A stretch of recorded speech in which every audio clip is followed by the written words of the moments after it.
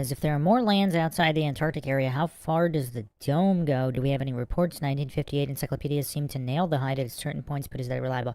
Yeah, that's a good question. Is there more than one dome? That's actually a great question. That's a fantastic question. Let's see what kind of maps we can come up with here. That's a really, I mean, that one got me thinking.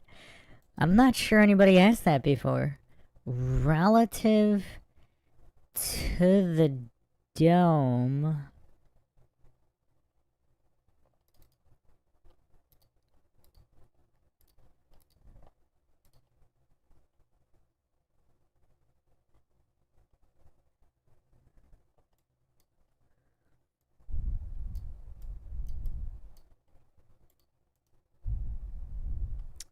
Alright, hold on. Let me play this video. I think it's going to go over the moon reflection.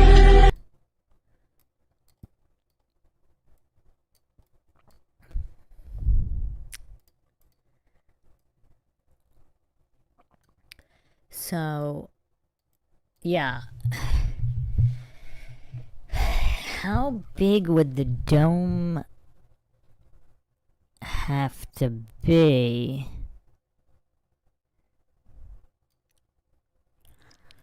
Yeah, there's definitely an issue with proportion, because if this circle, if this blue circle is the dome, that doesn't make any sense, because it's the lands outside the dome.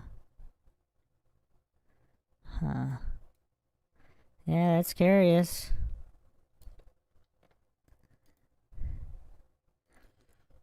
Yeah, let me look at another map here.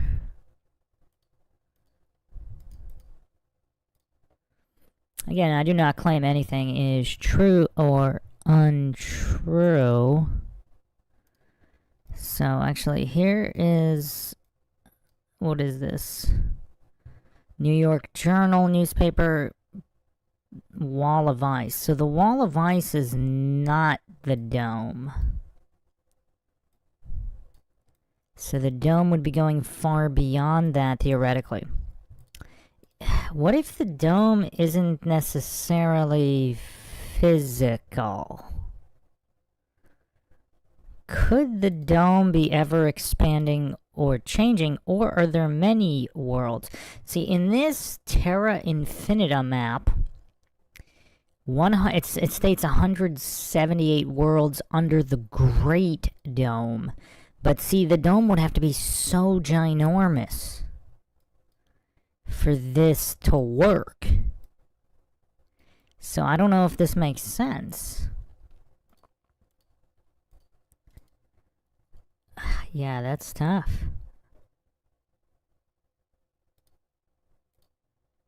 Here's another one. It's an interesting one. What's the source of this one?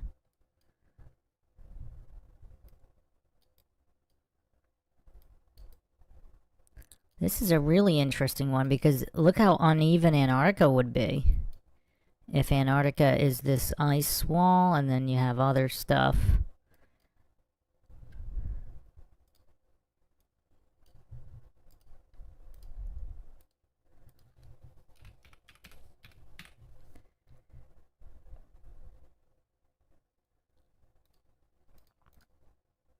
I mean, look at the stuff here. So you have basic Antarctica here, but it's thin. Yeah, look how thin it is on this side. But then you have all this land here, and then also this. Curious. Let's see if there's another map here.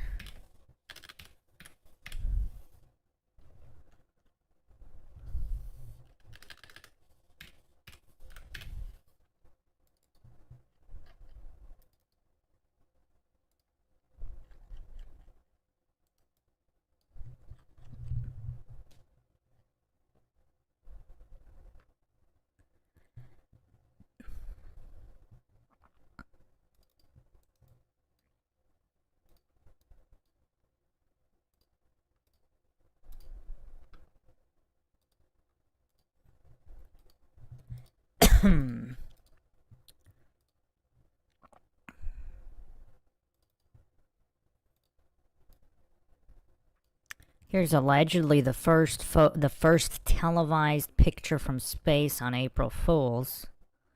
It's an interesting day. That's an interesting photo, too. See, if there is a dome, would that cause this kind of curved look? Because if the dome is black... See, this is what nobody's talking about. I mean, look how it could fit, theoretically, onto this map. If the dome encircles the Earth and you can't see through the dome, it would appear black. Would that give a curvature effect? I don't know if anybody's ever talked about that before.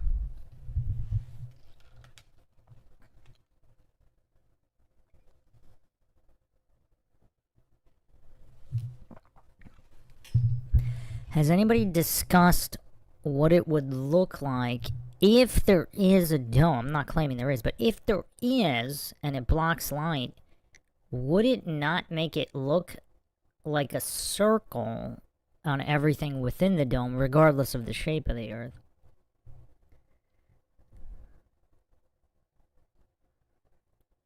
Justin says, I personally think our firmament is an electromagnetic field of a toroid.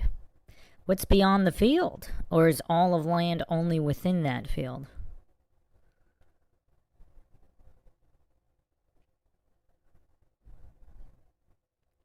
Les Xylophone says, Sup Shockers, not Flat Earth related, but everything good with YouTube, Bruce. Not really. They've basically... Yeah, even if you search a MINDSHOCK video, it's not going to come up.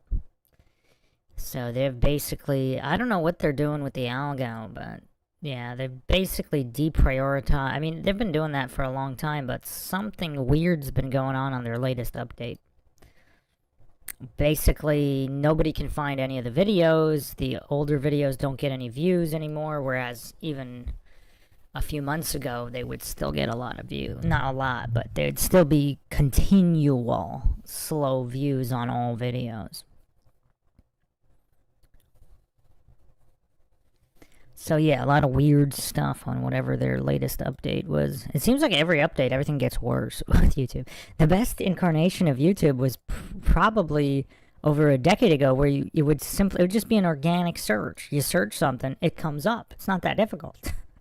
And then everything got changed up.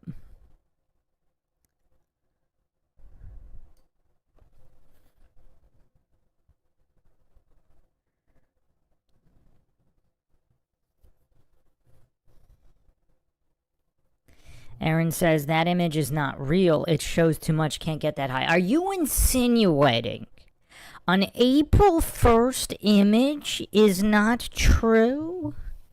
How dare you?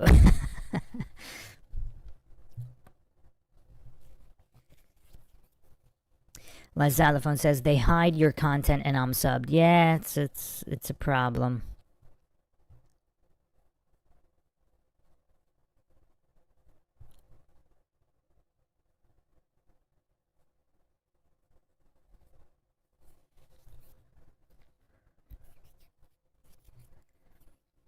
Monty says, algorithm's another word for indoctrination. Well, when they're manipulated so severely. But no, does anybody have an answer for the dome in Aaron's question? The dome in relation to other land? Because that is a really curious one for sure. I really don't know what to think about that.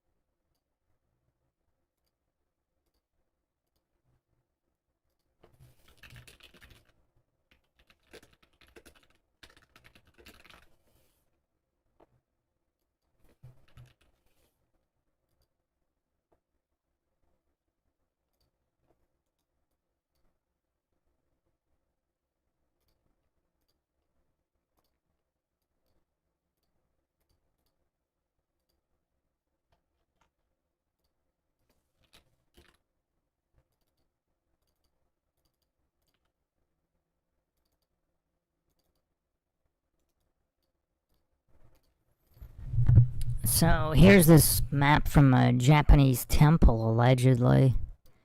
And so, what are these circles here in the middle? So is this outer circle, is that just the ice wall? But then how far does the dome go? It's just, yeah. It's curious. It's definitely curious.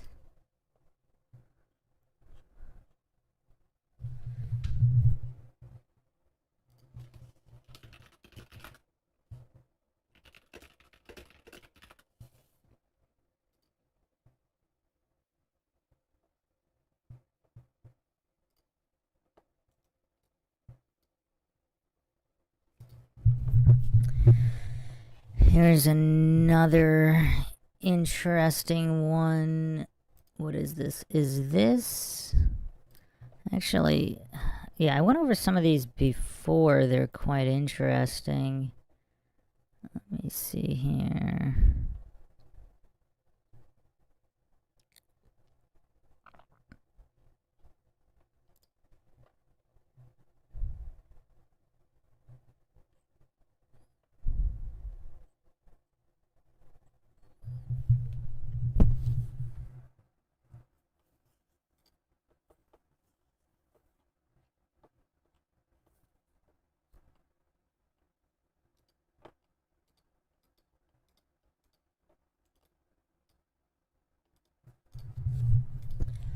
So there's this one.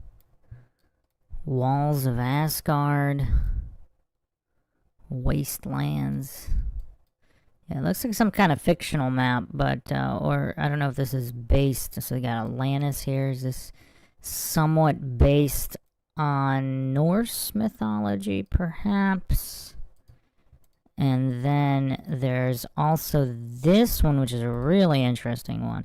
And I actually mentioned this in terms of Atlantis.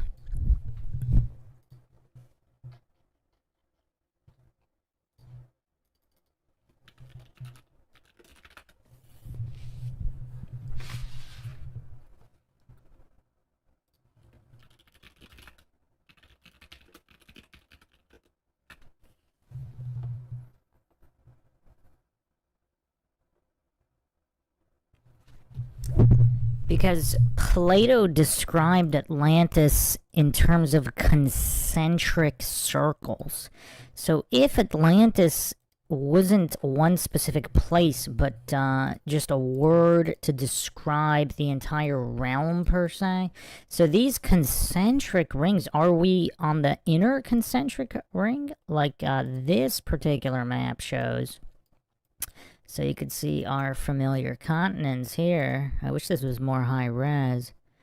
I mean, you got a forbidden channel here. Is that Lemuria? Some of these other outer lands, Mu. Like, all based supposedly in mythology. But again, the ancients were just describing their history. Our so-called modern scholars labeled it mythology. But, yeah, it's quite interesting. Flat Bob says, I think that's all garb.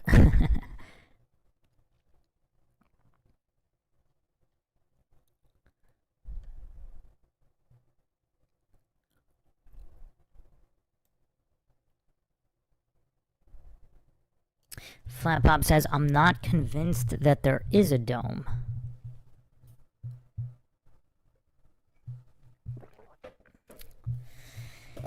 Well, you know what else nobody's talking about? What if the dome is some kind of energy field that can be turned on and off? Like, if you're overseeing a realm and you want to restrict access, I mean, what would be the easiest way to do that? Some kind of energy dome? I don't know.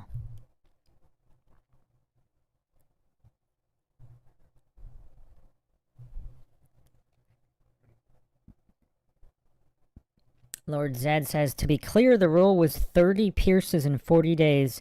So although I fell behind, I can watch 6 pieces in one day and still make it. Yeah, I'm not making that Pierce Brosnan challenge that Lord Zed laid down. Yeah, I was pretty bad. I think I only watched one. I kind of organized some of them, and I was ready to watch more Pierce Brosnan movies, but didn't get to it. Didn't get to it. Things have been busy.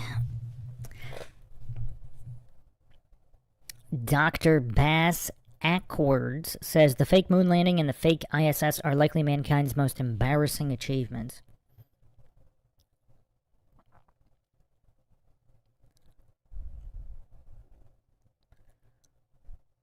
Monty says, as far as the dome, I think it exists simply because we have pressure here.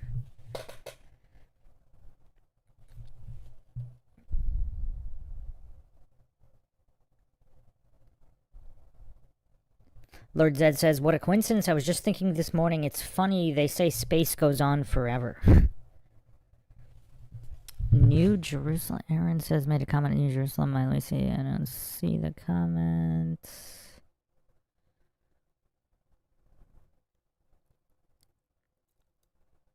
I do not see any comment about New Jerusalem. Oh, there it is. The Christian Bible says the New Jerusalem is something like 300 miles on a side, including height, with Jesus at the pinnacle, possibly pyramid. Maybe it will be the port for coming and going to other worlds. New Jerusalem. Yeah, that's another rabbit hole on where exactly it was. Some people actually believe it was in Utah, the land of Judah, in the United States. Flat Bob says, I think it's closer to 12 to 1,500 miles. Lord Zed says, it's just funny how they're like, there's no end, just don't worry about it. We checked it out. Definitely goes on forever. Well, don't they also say the universe is constantly expanding and contracting, but it's also infinite? I don't know. Aaron says, New Jerusalem is yet to come. How does that tie in with Satan's little season, though? And are we also living past the return of Jesus and the events described in the Bible? And if everything is just kind of cyclical, then it just happens over and over again.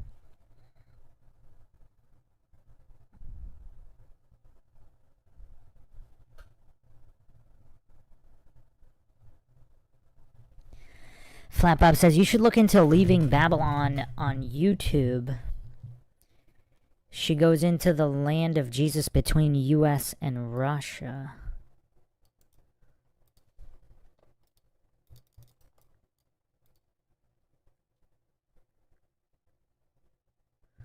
Leaving Babylon here, yeah. Let me check this channel out. I'm not did I look at this channel before? I may have if somebody else brought it up before.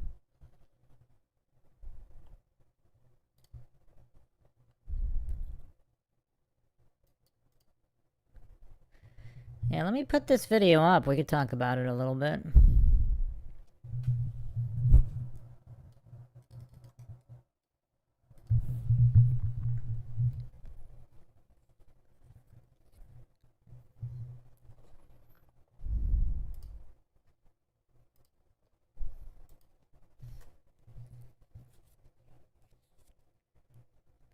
Chin Chin says, yeah, Leaving Babylon has some great stuff, comparing the old maps of the Straits to the modern GPS maps. Monty says, it's expanding, but matter and energy are constant.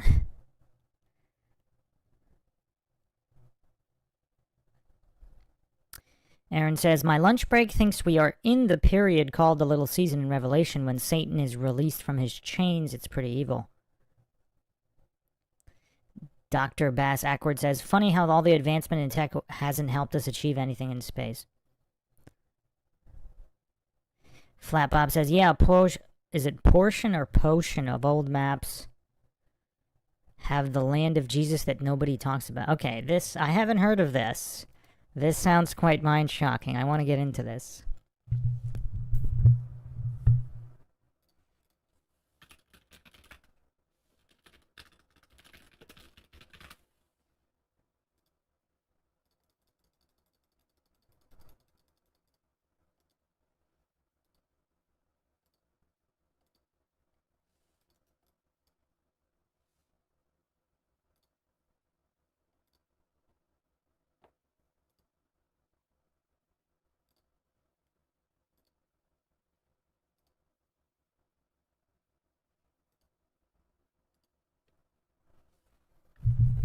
little bit of lag here, but I want to get this video up.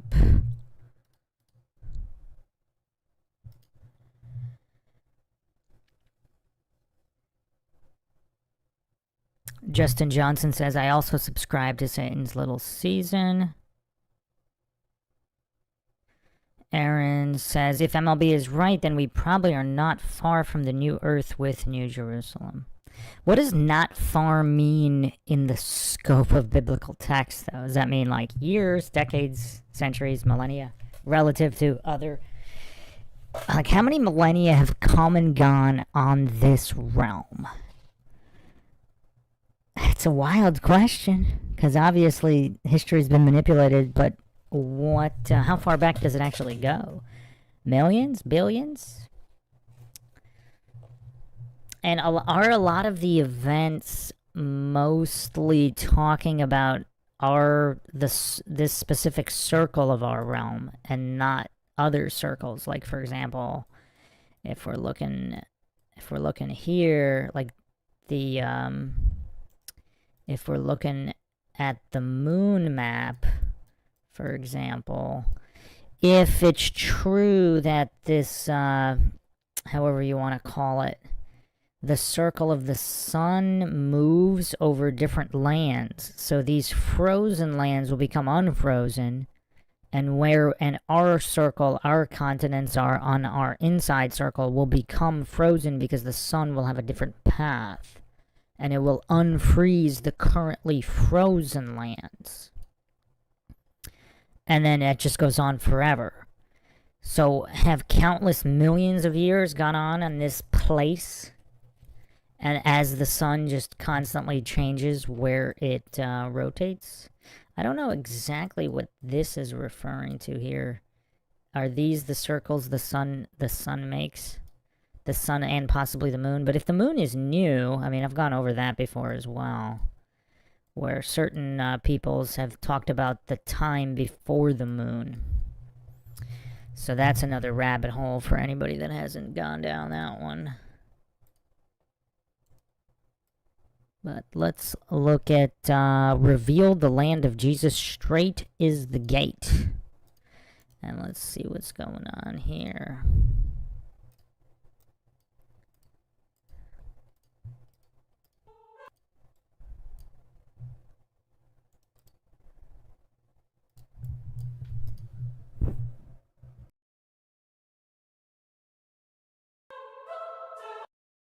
I've been searching through evidence related to the North that aligns with the truth of scriptures and prophecy specifically.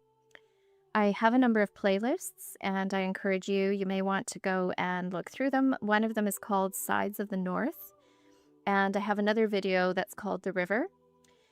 So these videos really start to talk about the geographical, geological, historical, evidence that points to the location of what I would call the camp of the saints in the beloved city. And this is all aligning with scripture. So that's the purpose of my studies, and it always has been. I've also started a series called Surrounding the Camp. So I've done 4 videos in that series, and that really series very interesting to me. And I started to focus on the strait that is closest.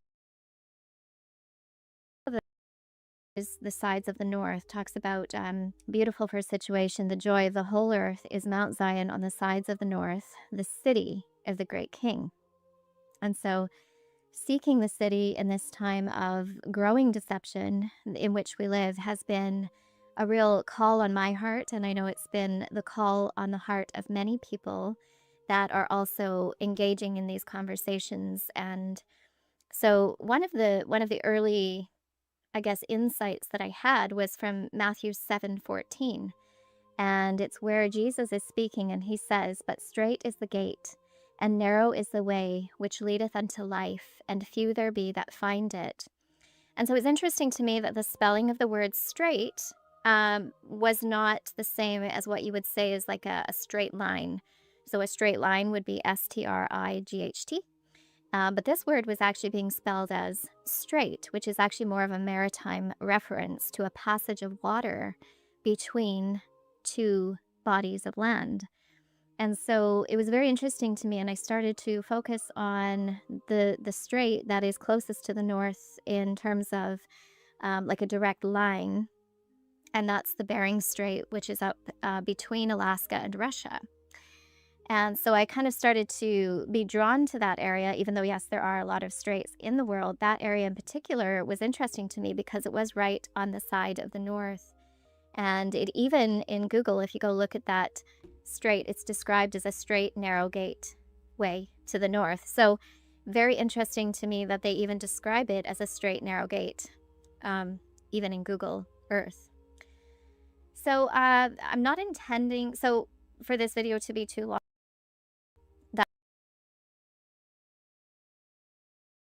That pointed to Christianity. And so the evidence that Jesus and the saints had spent much time in the Asian region. And when we when we read like the travels of Paul, for example, in Mark, and the apostles that went to preach the gospel to the whole world, they ended up traveling along the coast of Asia. Now, if this is your first time here, I do not believe that the coast of Asia references the Mediterranean. I believe it references the coast of Asia, which is China and all along the eastern coast there. So yeah, I don't want this to be too long of a video, but we'll see how it goes. And I just want to let you know this is groundbreaking in the study of the little season.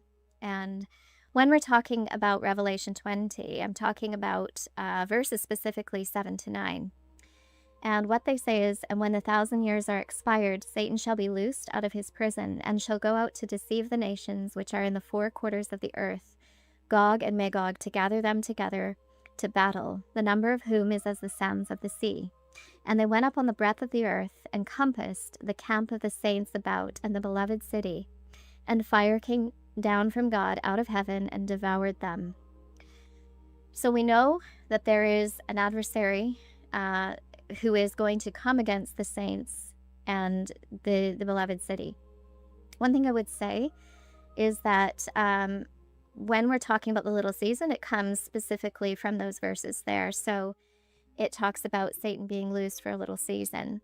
And basically, when Jesus came and he fulfilled his word to destroy the temple and to basically bring his kingdom, the good news of the kingdom was that Jesus was doing away with sin and death and the oppression that was, part of deception, which is what Satan was wielding against mankind forever, like since the beginning. And so I think this rebellion ceased for 1,000 years, and Jesus said it, I believe it, and it happened. And I also believe that Jesus is here, and I believe that the saints are also here. So I really want to delve in now. So in Isaiah 9, Jesus is here, and I believe mankind forever. Jesus was doing away with sin and death and the oppression that was, part of deception, which is what Satan was wielding against mankind forever, like since the beginning. And so I think this rebellion ceased for 1,000 years, and Jesus said it, I believe it, and it happened. And I also believe that Jesus is here, and I believe that the saints are also here.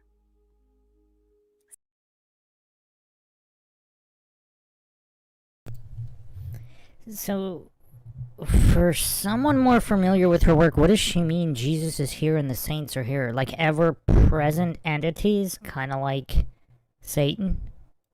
And again, not to go off into asides, but again, we have to keep in mind, supposedly Satan, Lucifer, and the devil are all possibly different entities. Flat Pop says, no, she means they're up in the north. But existing entities, like immortal entities, ever-present entities in this realm. Chin Chin says yes, in the Arctic. So how does this tie in? We're gonna get real deep here. I didn't want this to be a super long podcast, but I do want to get into a few things here. I'm gonna get into them right now because I want to see how all of this potentially ties together. So, yeah, let me bring up the Utah Judea videos, because there's a couple things that are just incredibly interesting here. And I want to see if we can tie all of this together.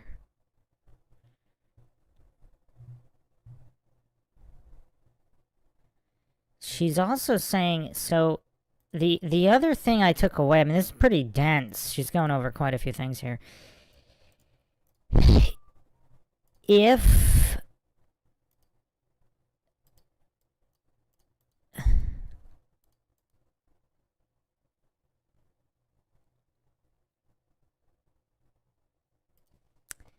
Alright, hold on a second. Why is this so slow?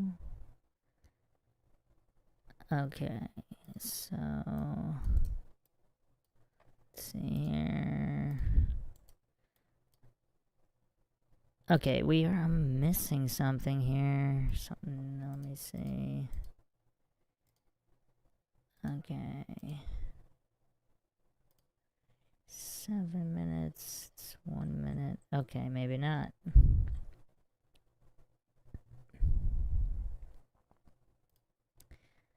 Alright, there's another video here. There's quite a few channels going over this information. But I do want to see if this can all be rectified and matched together. And another thing is, though, if the events of the Bible are kind of cyclical, this all happened many, many times over. So, is it all true? So, was there a Jesus and a Holy Land in the middle, in what we call the Middle East? But then there was also a cycle that happened in the United States, in Utah. Was there another cycle that happened in Asia or whatever? I mean, it's tough to rectify all of this, but we will try, because this is MINDSHOCK. Alright, so here's a super quick video. We'll set the stage here. I'll go over a couple, and then we'll get back to the straight.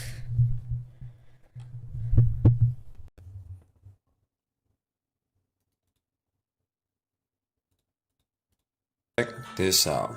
The Americas is Grenada, Israel, the Promised Land. All of these are biblical place names in Utah, including Jerusalem. Utah's nickname is the Beehive State. There is a mountain in eastern Nevada named Mount Moriah, and it is over 12,000 feet high. In Utah, not only is there a River Jordan, but it runs out of a freshwater lake into the Great Salt Lake, which is remarkably like the Dead Sea. There is also a Mount Nebo in Utah, approximately 12,000 feet high. So yes, with evidence this strong, the real Judah was in Utah. People try to say that it was the Mormons that gave these places like Utah biblical names to support their position as Jews. However, this explanation fails miserably, because there are no 12,000 feet high mountains in modern day Israel. Therefore, the real Judah or Israel had to be in Utah, because it fits the description of the kingdom of Judah perfectly. The name Utah is derived from the name of the Ute tribe. It means the people of the mountains in the Ute language. According to other sources, Utah is derived from the Apache name Yuda, which means tall. In the so-called Spanish language, it was said as Utah. Subsequently, the English-speaking people adapted the word Utah. There is no J in Hebrew, therefore Judah is Yuda, especially when you consider the fact that the J and Y have the same meaning and numerical value and are interchangeable as a result. Manasseh, Mount Nebo, Mount Pisgah, Jericho, South Galilee, Ephraim, Daniel, Nephi, Moab, Eden, Goshen, Jordan. Come on, man. Part 2 coming soon.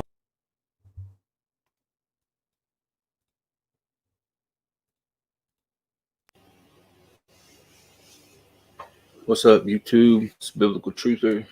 I told you guys the other night when I made that video about the millennium being passed in the United States. Most supporting evidence that I've found thus far. But I have mentioned in the past that I thought that the Mississippi River was actually the Nile, and that down towards the Gulf of Mexico, there, could be the original Garden of Eden. And hang on just a second. Let me look something else up right quick. This came out March 4th. Let's see. Ancient City. Coast of New Orleans. Let's see, here it is right here. So this came out on March 4th, and I've been holding a lot of this info back for a long time because I just hadn't had the supporting evidence up until my wife showed me this.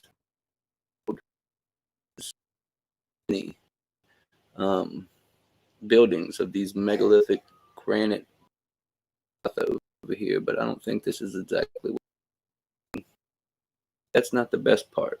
I'm gonna get to that in just a second, but let me see if I can find that other picture right here. So this is what's left of the Alamo, and it looks an awful lot like I think it was let me get back to it. Well, this is a picture of Jerusalem. I think this is Wikipedia. Picture of Jerusalem, and I'm going to get to Jerusalem in just a minute, but as you can see, there's the temple in the middle. But I was looking over these pictures and then comparing them to the Alamo, and I don't know, man. I can see somewhat of a resemblance, but what I'm going to show you here in a few minutes is going to really blow your mind. Because the way this thing is set up and how they've shown us over the years that it's made, with these walls on the outside. There was a picture that I can't seem to find right now. Oh, there it is. There's one of them of what it used to look like. But there was another one that showed the outer wall. And I can't seem to find it now. Huh. Been having trouble doing this video. I don't know why. Maybe it's because I uncovered something that wasn't supposed to be uncovered. But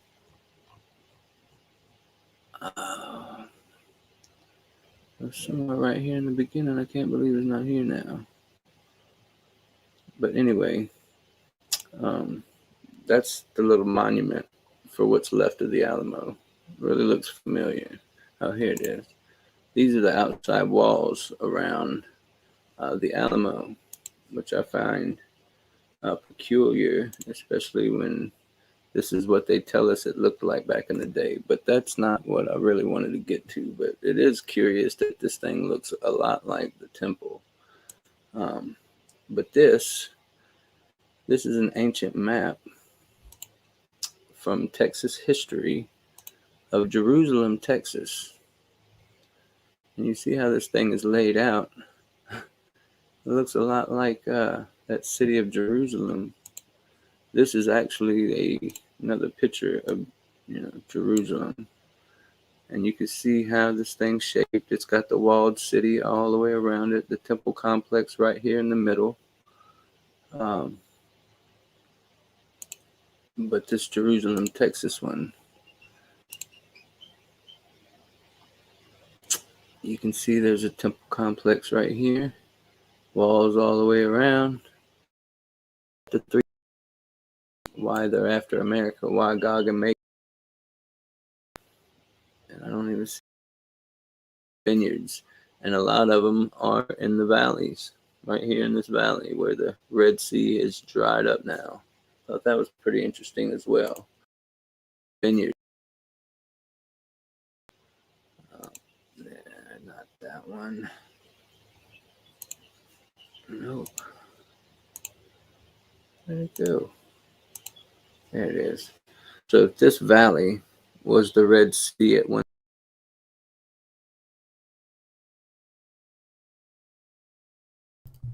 So I remember seeing quite a lot about this, about California here, and a lot of these old maps showing California as an island. There's definitely a lot of curiosities here. A lot of curiosities.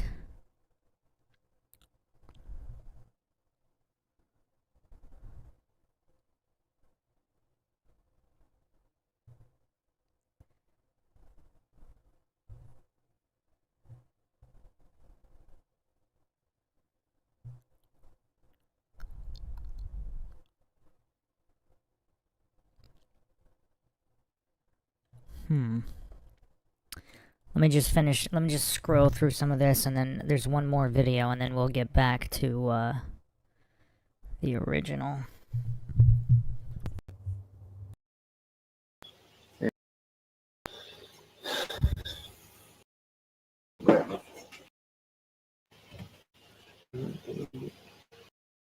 Never lived, that at least they might keep their statues, which they had not kept in their own land, and they went in by the narrow passages of the Euphrates River. For at that time the Most High performed signs for them and stopped the channels of the river until they had passed over. Don't so much believe anymore. But anyway, it goes on to talk about how there were some European explorers that came to the United States and encountered these indigenous people, and no matter what language they used, they could not speak to them. And there was like 3 guys on the ship that were Jewish, so they started speaking to each other in Hebrew, and the Indians, they knew Hebrew, so they started chatting with them and talking with them, and yeah, so that's how we find out that the American Indians, aside from the Sanskrit Hebrew writings on all the cave walls and such, that's how we found out that they are actually Hebrews, part of the native Euphrates. But what do you guys think? There's your proof right there. Possibly could have been Rome originally, because it's a heavily Catholic place. Many cathedrals, the voodoo capital of the U.S. and such. And then this is the Chandelier Islands right here. So that city that they found, or is now reporting on, but trying to debunk because the experts don't agree, is right up in here, right where the Mississippi flows out. Wasn't Egypt located at the mouth of was it the Nile or the Euphrates? I forget, but that would put it right there. Was the original promised land, and all the biblical stories unfolded right here. Selected the East as his empire, and with Eusebius, Jerome, and others invented the present Palestine. He invented Palestine, guys. Just like I stated in Migration Series 2, Flavius Dalmatius, the half-brother of Emperor Constantine, commissioned an anonymous author to create Itinerarium Bergenelese, the first ever document calling the Levant the holy number. Where is Atlantis? Look on this map. This map got North and South America, and it says Atlantis Insula, meaning the island of Atlantis. Let me tell you something. The Americas is so big. It's funny that they call it an island when it's really the largest landmass on Earth, right? But the Americas are so big that if you're coming from anywhere on Earth, if you go east and west and you keep going, you will reach the Americas. From any point on Earth, from the Middle East, from Africa, from Europe, from Australia, if you go east or west continuously, you will eventually end up in America. So to say that they didn't know about this landmass is ridiculous. They knew about it. Everybody has always known about the Americas because, like I said, it's the easiest accessible place on Earth. All you have to do is keep going west and you'll get there. All you have to do is keep going east. Number 1, Babylon. That's in the Quebec, New England, Acadia region. Number 2, Medo-Persia, which is right next to that, around the Toronto area. Number 3, Assyria. Started out in the Florida, Georgia, South Carolina area, spread.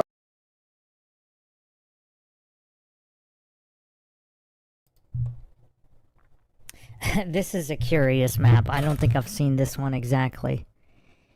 Babylon is northeast Canada, and even some of the northeast US. I don't know about this. What is left there that would indicate that? Are there weird temples? I mean, I know there's some very strange stonework all throughout that area, but I've never seen anything massive, anybody revealing anything massive on the scale of what would be Babylon. Similarly, what is this? Medo-Persia is the Great Lakes region, north of the Great Lakes, Canada. Assyria, going through the Midwest into the southeast US. I mean, there is the Old World Florida YouTube channel, which shows Florida as Atlantis with some very interesting information there. But, yeah, you have Ethiopia as Brazil and the surrounding countries. I don't know about this particular split here. Let's see what he says about it, but...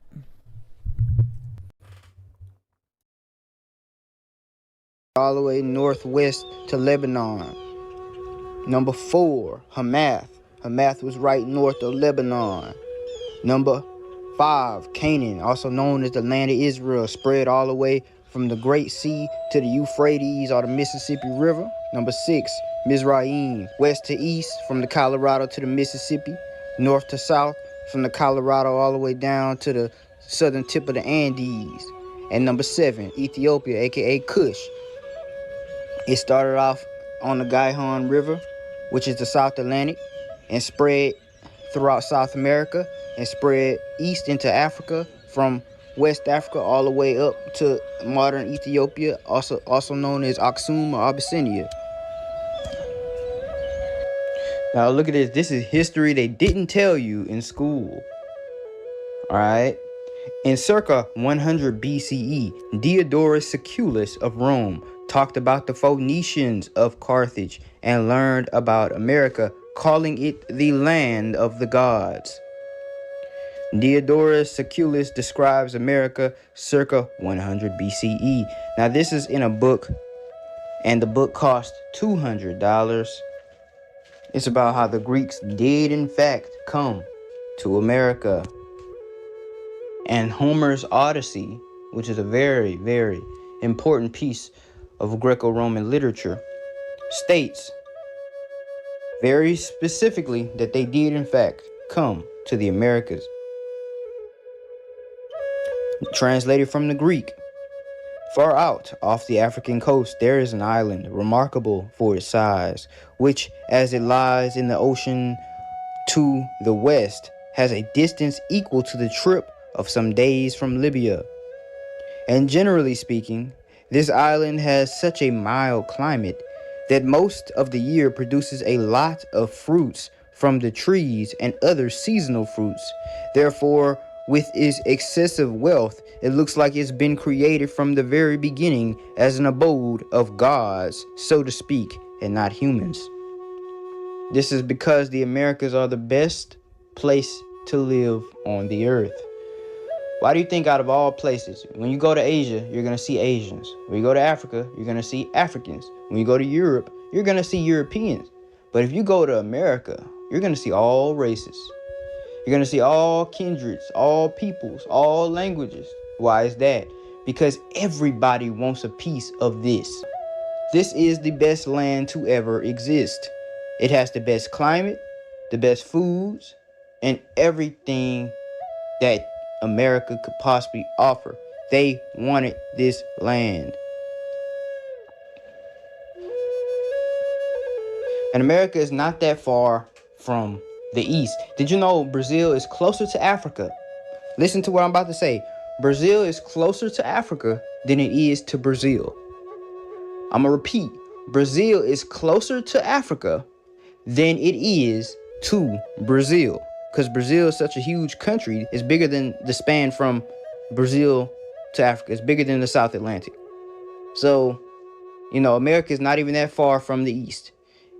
There's been trade. There's been all kinds of things. Do not underestimate the ancestors. They were very intelligent. They'll tell you that, we were cavemen and we learned all this stuff and got smarter and smarter, but that's not true. In history class, they told us history repeats itself, right? If history repeats itself, then that's a contradiction to whatever you're teaching. Opposite to Africa lies a very great country in the vast ocean. Of many days sail from Libya westward, which was unknown for a long time because of its remote situation, that it was finally discovered accidentally by some Phoenicians sailing along the west coast of Africa, who were prevented from landing and driven far to the west by violent storms, and that they found a new country rich in fauna and flora, and everything suitable for the wants of man. Now pay attention to how they just describe America, right? The soil here is very fruitful, a great part whereof is mountainous, that's the west, but much likewise champagne, which is the most sweet and pleasant part of all the rest, for it is watered with several navigable rivers.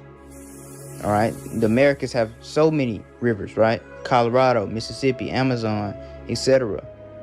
Beautified with many gardens of pleasure, planted with diverse sorts of trees and abundant orchards, interlaced with the currents of sweet water. Sweet water, pay attention to that part. That means there's a lot of natural springs from the earth, minerals in the water. You know what I'm saying?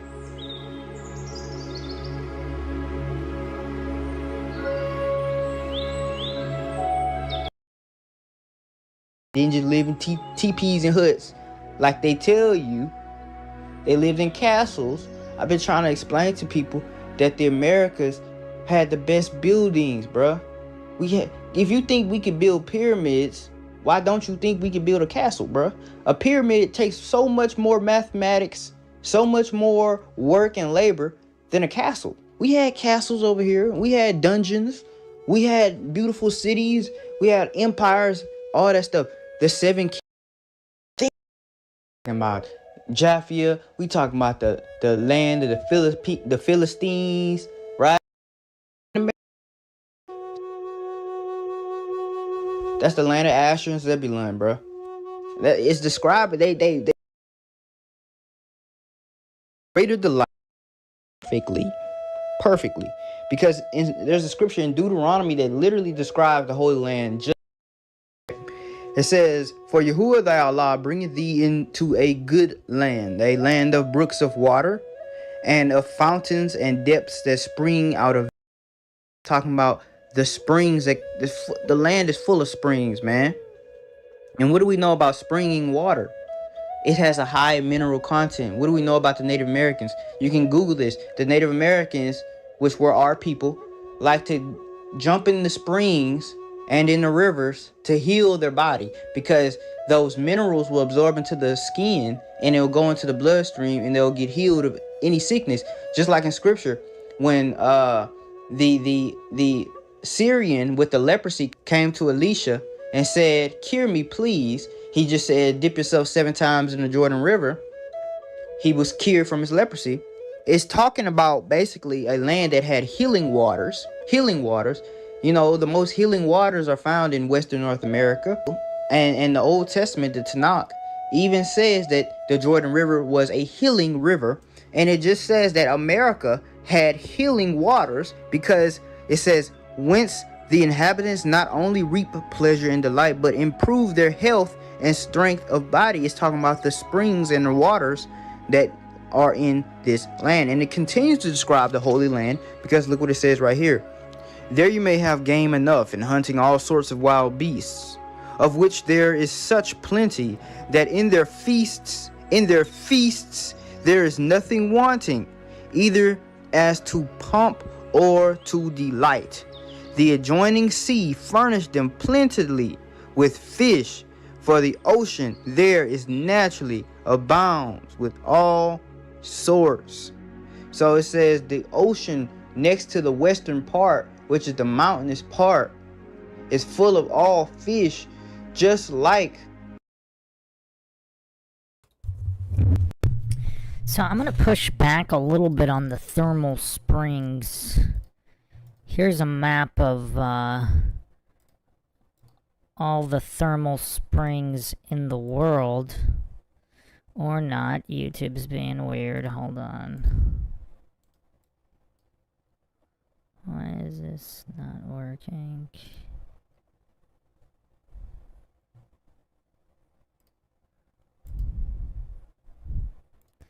Alright, so here's a distribution of all thermal springs in the world. So yeah, America, Western US has a ton, but so does the Mediterranean. I mean, look at that. Look at that concentration there. I mean, it's kind of hard to tell where's more, but it's kind of equal. Some of the Mediterranean and Europe and the Western U.S. Also, the western coast of South America is abundant in springs. And Japan, for some reason. Interesting. Interesting.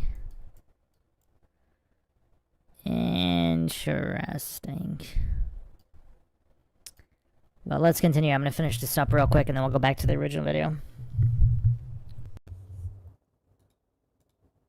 The Pacific Ocean.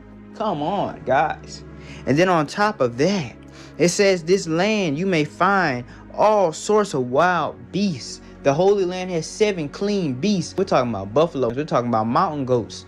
We're talking about the fastest animal on earth, which is the pronghorn, right? We're talking about the wild sheep, right? We're talking about the elk. We're talking about the deer. We're talking about the moose. All these are clean beasts, and they're found in the Holy Land. And you can hunt as much as you want. You can eat as much as you want. The food will overflow out of your mouth, because you'll still have more left over in the Holy Land. Not in Africa, not in the Middle East, in America, guys. This is the truth. Now look, watch them describe the climate. The air and the climate of this island is very mild and healthful, so that the trees bear fruit, and other things that are produced there are fresh and beautiful most part of the year, so that this island, for excellency in all respects, seems rather to be the residence of some of the gods rather than of man. So Diodorus Achilles is saying that America seems like it should be a place where the gods live, not men. Why is that area so good? God should live there. Guess what? Who are the gods of earth? Israel. Period. The Phoenicians, who are Tyre and Zidon, didn't discover America. They came from America as seafaring peoples, and this is a generous fact that people must understand, and I'm gonna present it more in my future videos. Look at this old newspaper, Atlantis found in 1492. I read with much interest the article on the lost continent of Atlantis. This and numerous others about Atlantis only serve to fix more firmly in mind the idea that the continent supposed by the ancients to exist beyond the Pillars of Hercules, which is the area between Spain and Morocco, was found by Columbus in 1492. Columbus, instead of discovering the new route to India, found Atlantis instead. It was always known that the Tanakh came from, not only the Tanakh, but even the cuneiform tablets of Babylon and Assyria, the Epic of Gilgamesh and more, came from the 7 kingdoms of Atlantis, And the stuff is very simple, bro. The nation of Israel is one of the 7 kingdoms of Atlantis.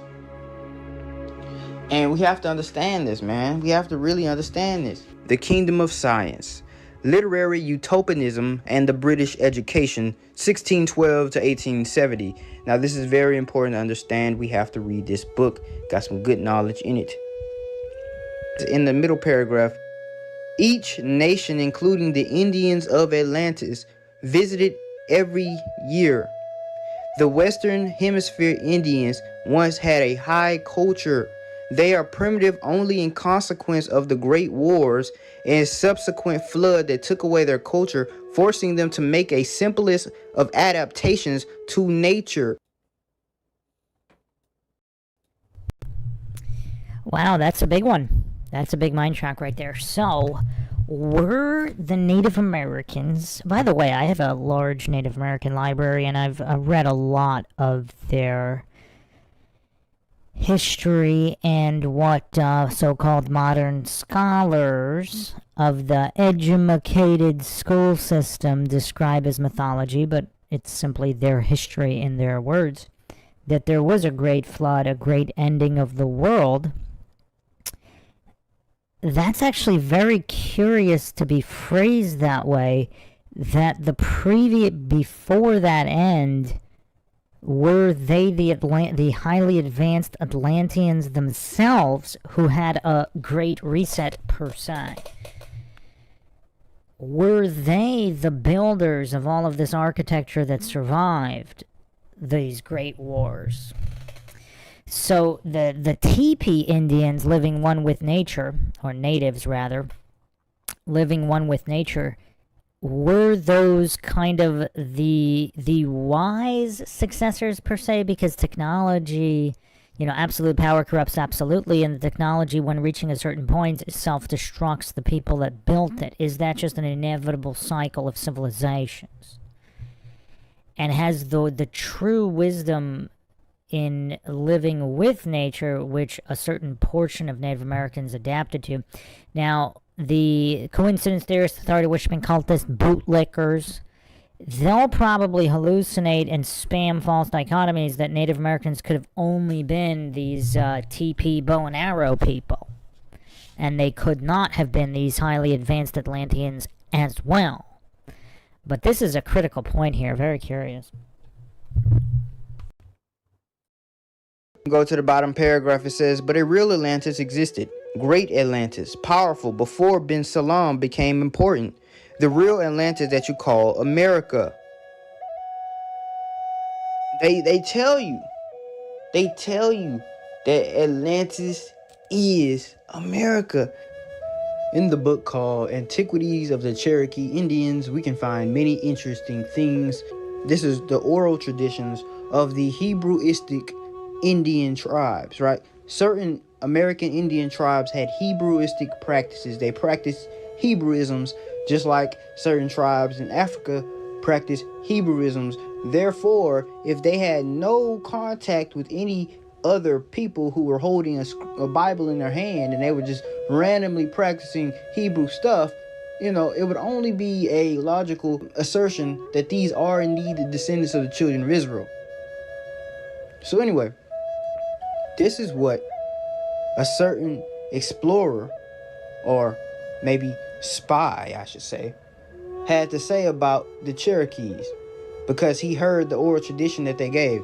Mr. Boudinot, speaking of the Indians, said, "It is said among their principal or beloved men that they have it handed down from their ancestors that the book which the white people have was once theirs. That while they had it, they prospered exceedingly, but that white people bought it of them and learned many things from it."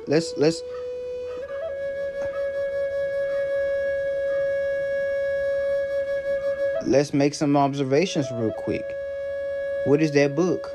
That book is called the Scriptures, specifically the Tanakh, the Old Testament, which they call the Bible, or the Hebrew Bible.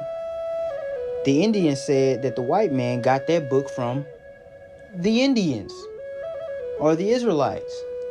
Yes, because Alexander the Great came to America, took Jerusalem by force, and seized all the documents found in the temple. Brought back 100 or so documents to the Middle East, well, specifically to Macedonia, and then eventually into the Library of Alexandria. People bought copies of the book from the Levant, and then the Idumeans found them and then claimed it as their history and became the first fake Jews. But anyway, yes, the white man did indeed take the scriptures from the Indians or the American Aboriginals, who are the Israelites, just shortly after the time of Joel. Very shortly after the time of Joel. Now, anyway, and it says, while the Indians lost credit, offended the Great Spirit, and suffered exceedingly from the neighboring nations. What does that sound like? Deuteronomy 28. Once we offended Yah by breaking his commandments, we suffered greatly, right? We were led out of our land. Where did we go? Well, look at what the Indians had to say. That the Great Spirit took pity on them and directed them to this country, that on their way they came to a great river which they could not pass, where God dried up the waters, and they passed over dry shod. So understand this. First thing first, the Tanakh was originally written by the Indians, which were the Israelites. This is what the Indians said. The second thing is that the Indians, which were specifically the East Coast Indians, these are the East Coast Indians because they're Cherokee, which are East Coast tribe, angered Yah, and for that, they were sent out of the Holy Land. And then you have to understand that the Indians had to cross a great river. What was that great river? That great river was the Mississippi River, and I'm going to explain it further on, which Yah dried up for them to get to their current in North and South Carolina, New York, Pennsylvania, etc. Most of those places which I named, everything except for Texas and Louisiana, is east. Page 41. It says that a king of their nation, where they formerly lived far to the west, that a king of their nation was by James Adair. He talks all throughout the book of how the Indians that he talked to were Hebrews, right? Now another dude, Robert Williams, who was another spy among the Indians, this is what he had to say. Robert Williams, the first Englishman in New England, who said to have learned the Indian language in order to convert the natives, believed them to be Jews. Why do all these people believe them to be Jews? Because they did Israelite stuff. And he assures us that their tradition records that their ancestors came from the southwest. So they didn't come from the Middle East. They came from the southwest. All these tribes are saying they came from the west, and they crossed a certain river. What river is that? The Mississippi. Come on. So they're telling you that their kingdom was on the west.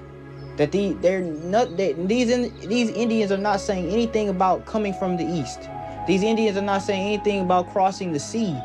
These Indians are specifically saying they had Webster had to say, bro. Noah Webster, the author of the most famous dictionary used in the English language, the Webster's Dictionary. He said this in 1828. He said education is useless without the Bible. Holy Land back then. People knew that the Holy Land was in America. So I really want to delve in now. So in Isaiah 9:6-7, this is one of the most beautiful passages in scripture that was the prophecy of Jesus and what he was going to do. And so it says, "For unto us a child is born, unto us a son is given, and the government shall be upon his shoulder, and his name shall be called Wonderful, Counselor, the Mighty God, the Everlasting Father, the Prince of Peace. Of the increase of his government and peace there shall be no end, upon the throne of David and upon his kingdom, to order it and to establish it with judgment and with justice from henceforth, even forever. The zeal of the Lord of hosts will perform this." Isaiah 9:6-7. So let's start looking at the evidence that has been brought to my attention, I believe, by the Holy Spirit. I was sitting at my desk doing a bit of research, but I just put my head down and I said, Lord Jesus, where are you? I said, please show us where you are. And I say that a lot. I pray that a lot. And it was as if there was this delivery to the front of my mind, and it just came out of the back of my mind in a way. It was some kind of information that had been there already, and I'll walk you through that a little bit. But what I want to show you here is I had always felt very uncomfortable with the international date line, which is on the 180th longitude. And why would they break it like this? What is the function of changing time zones right in this area? So as I went through the study, I really decided to call it the International Gate Line because I believe it's being gate kept. I believe there's been a very big cover-up, and I'll show you as we go through this. So I started to wonder why, what is the mechanism? What are the mathematical magic spells that they've cast here? And it's definitely what's happened. I've said before, this is very much a smoking gun. On the international scene, when we're talking about politics and international kind of the emergence of, let's say, tensions that they build through the press, it's just a visual thing. We don't know if it's actually happening or not. But they build a visual tension between certain countries. And one of the big ones is United States and Russia. And it always has been. And we can think of things like the Cold War, for example, being a time in our more recent history where many of us will remember things like the Berlin Wall being built or coming down. And some of these events that, in my mind, were kind of gates to the next level of the plan, if you will. So this area here in particular was always a smoking gun for me. I think it represents that this is not a hostile positioned for two countries to hold. Even though, yes, that area is highly militarized, if they really wanted to, succinct small video, I think it's about 3 to 4 minutes long, but it did get me thinking, and I did just kind of take a screenshot of one of the maps that she had put in there. So it's called the Jesus map, her video, and she's just asking a few questions about what this means on the maps, and we'll go into that in a little bit. So thank you, Jane. I also, in my journeys through the maps, actually picked up a couple more little pieces, but I didn't know where to put them because actually I just put them in the back of my mind and kind of filed them away somewhere in my computer because I didn't really know what to do with them, because in my mind, the center north was the location that Jesus and the saints are. That was in my mind. So these two little pieces of land here just have this reference, land of Gesso.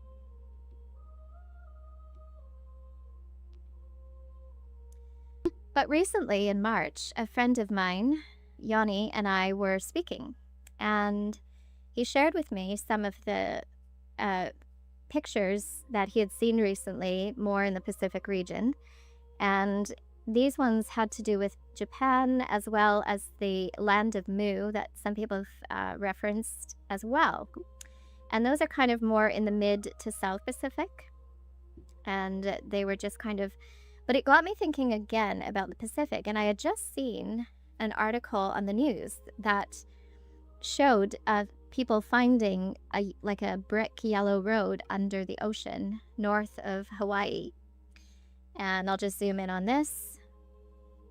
So that road is like made of yellow brick, and that's the name of the Marine National Monument where they found it in that area.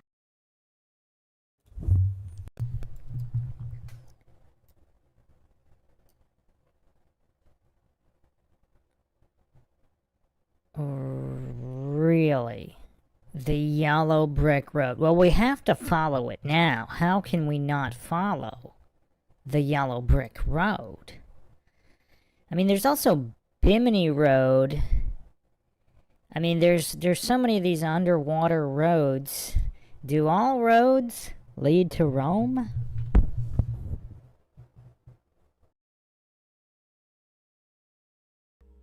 I can't pronounce it, so I'm not going to try, but that, and then I joked that maybe the yellow brick road leads to the Emerald City. And if you take a line and you draw it directly up to the north, it goes directly through what we would call the Bering Strait. So there's no deviance, it's a straight line. So that all got me thinking, the international date line is a mystery, and I have not seen anyone fully answer why on one side of the date line at the Diomede Islands, at the most narrow point, allegedly, you have a 10 a.m. on a Saturday, but a 7 a.m. on a Sunday, which leaves a 3 hours of missing time.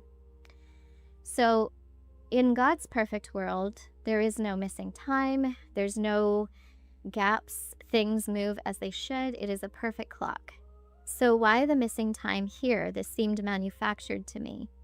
And it seemed that they were manufacturing it for some reason. And I couldn't really figure it out. I didn't want to jump to conclusions. So that's when I started praying, Lord, where are you? What is going on here?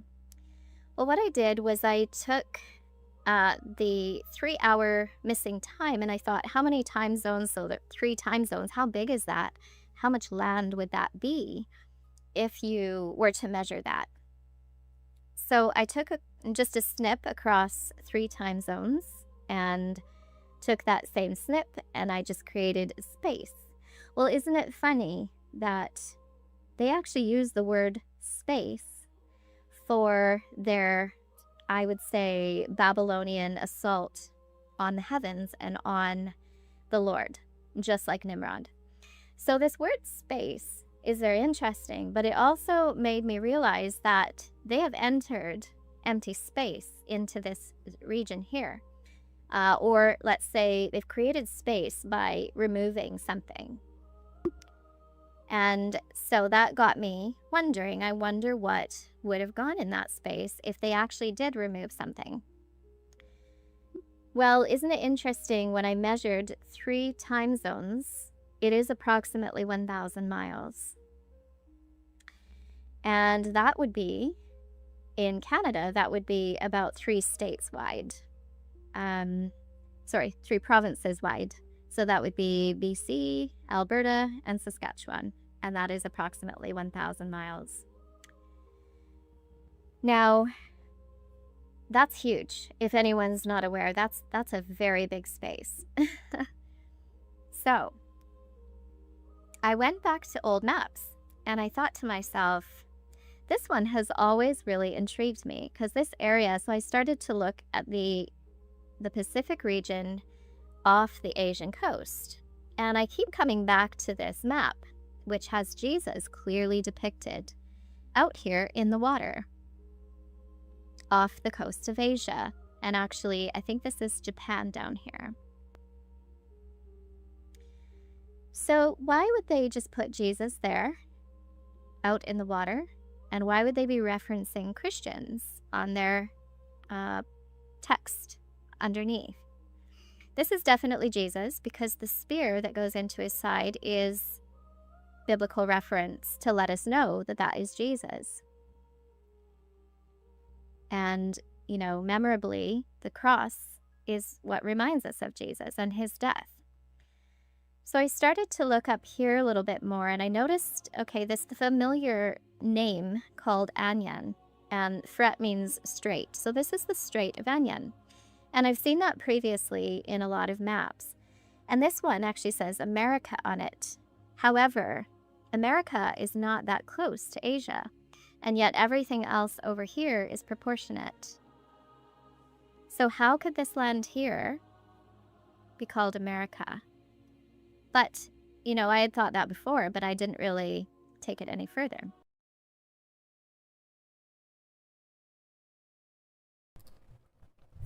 Is anyone else really fascinated right now that hasn't seen this before? I mean, I don't know exactly what she's getting at, but it seems like she's insinuating that there is a vast land that is being hidden on all the on modern maps. And that's quite curious, is it not?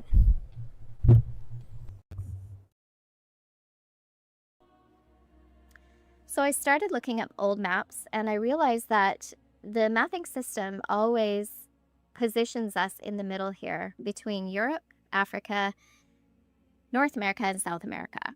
And we're always looking at this middle bit. And I thought, that's interesting. If you look at the top here, the land of Greenland actually looks really big, and it looks like it's all connected across. So it looks like the land at the top goes all the way across. And I started to follow it across, and I said, hey, it actually comes down here. And terra means land. And I saw this land off the coast of North America. And that actually says Terra de Jesu. And it is right there in the middle of the Pacific. So that piqued my interest because it looks like it's attached to all this land up here. So I decided to look at it more. And I caught this, which was really interesting. So if the 180 latitude, which is the international date line, comes down here, and we have the familiar names of the Asian Northeast locations on that side, then this is the strait that comes down next to Asia.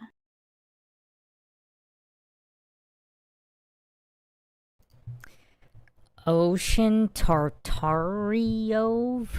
Tartarikve? Or Tartariov? Can't tell there. This is very fascinating, though. So this kind of all goes back to everything, like what is going on at the North Pole and the originally depicted Mount Meru and all of that, and the 4 rivers going to the rest of the world, and then all the maps changed. And then what is going on beyond Antarctica? And is the North Star really what you should be following? So should everybody be making the journey to the North Pole? And is everything in the south, like Antarctica and the lands beyond, is that all a distraction? Does anybody really know?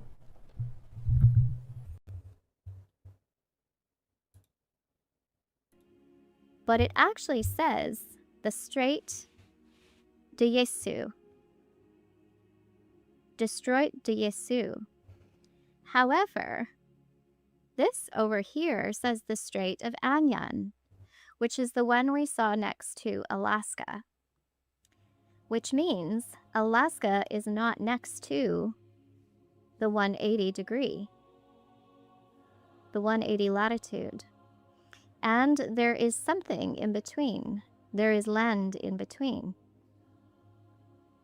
So here we have the 180 international date line, and we have the other strait over here, the Strait of Anyan. So what is this in the middle? What is this Greenland? Not Greenland, but what is this land outlined in green?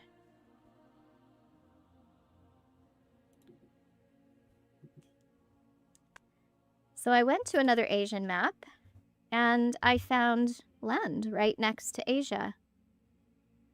And it's called Terra de Jesu.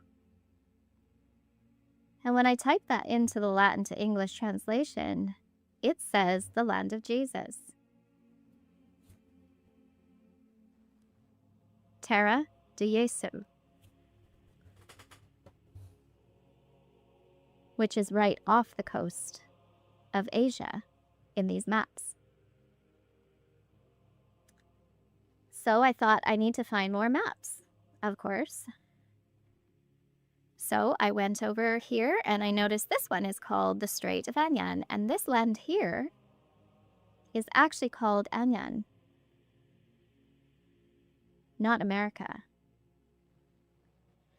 So the closest thing I could find was Aonia. There are documents on Anyan, by the way, but they mythologize it. So I'll go to those in a little bit. But initially I found this. And so it was belonging to Aonia, a region of ancient Boeotia containing the mountains of Helicon and Catharon, sacred to the Muses or Aeonian maids. Aonia may have been a district of ancient Boeotia, a region of Greece. So we know that Greece is not where they say it is either. John Milton referred to Aeonian Mount as in Paradise Lost. So Paradise Lost is I would say, an occulting of the truth. But it does kind of reference that there was a lost land. Okay, so Paradise Lost and Aeonian. So I started to look at maps that I've looked at before. And this map here from 1776 shows that what the chartographers did was they created this land that stuck way, way out from North America because they knew that in the old maps there was land very close to North Asia. So they put the land way out into the water, but connected it to the Alaska land. And what happened was people started to reference that land to just being Alaska. And this is 1776, so that should give you an idea of maybe what was going on. Another map from 1776 shows a smattering of islands, and it also shows a very strange land geology in this region here. I do not believe that that represents Alaska, but I think it was moved further away so that they would actually start to think that this was actually Alaska. I think this is the land of Anyan, but they have actually confused things, and I'll show you why. Eventually, we started seeing this map, and this is from 1915. And what they did as well was they actually started to create natural reserves, so bird reserves and military outposts, and they circled all these islands like, you can't go there, you can't go there, you can't go there. And it is my view that these are not actually islands. I believe there's land out there, or there was land out there, and I think it's still there. So what really got me started on this was I was looking at Greenland because I was trying to work on my surrounding of the camp videos, and I wanted to see a little bit more of the old depictions of Greenland. Well, what happened was I noticed that, again, it looked like it was all connected here at the top. So the connection of the land made me wonder, well, how far does this go? And sure enough, there is a large component of land right between North America and Asia, and it is called Terra de Yesu. Yesu. The land of Jesus. Okay, I mean, she's definitely onto something. She's definitely onto something. There is a lot of irregularity with all of these maps, and she's connecting quite a few dots here. I'm impressed. I am definitely impressed, but it seems like there's more questions than answers after looking all of this as well.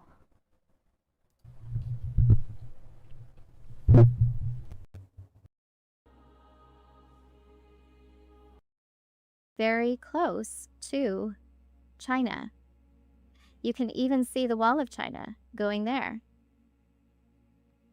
And you can see Tartaria and Cathay. So the Terra de Yesu was very, very close to Asia. And I'll show you here again. Terra de Yesu is the land of Jesus.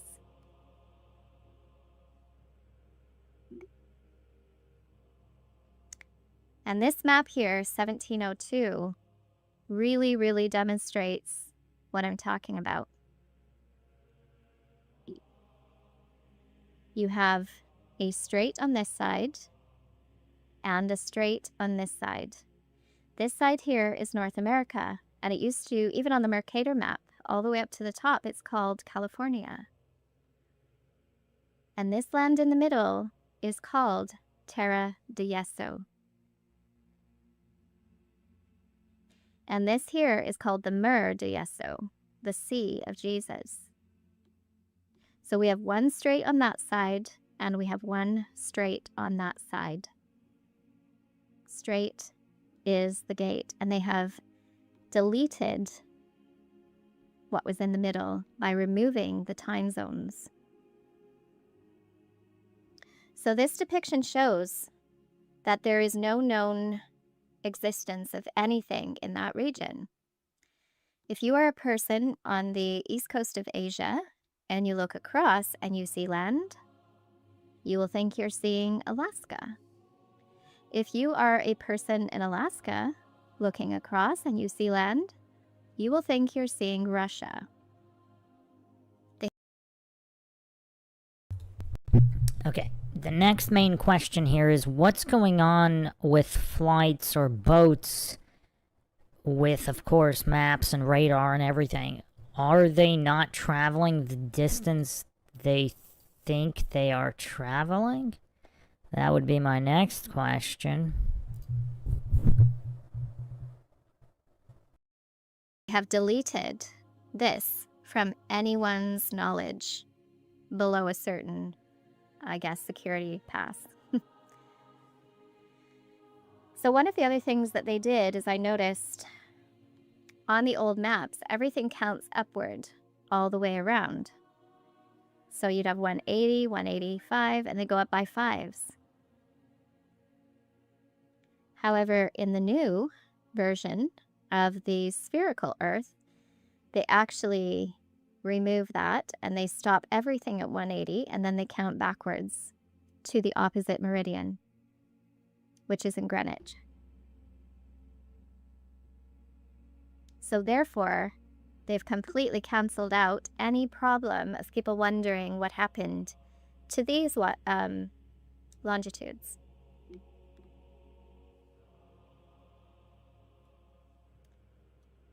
I found this map as well. So this is called the Sea of Kamchatka.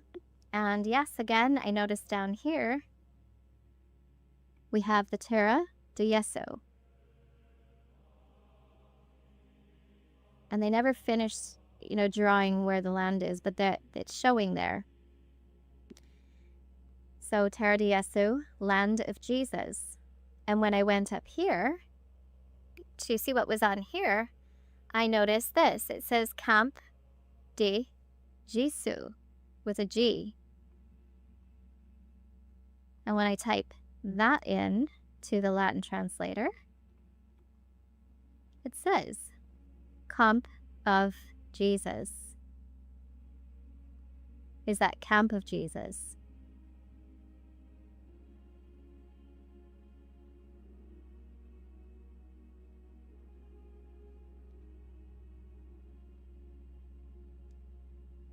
Another map here shows that the international dateline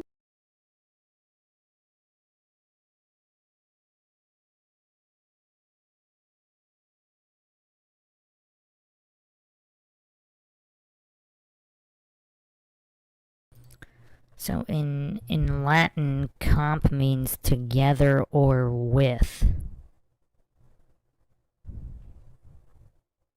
which is interesting. goes down the middle here, and they're calling this now the Strait of Anian.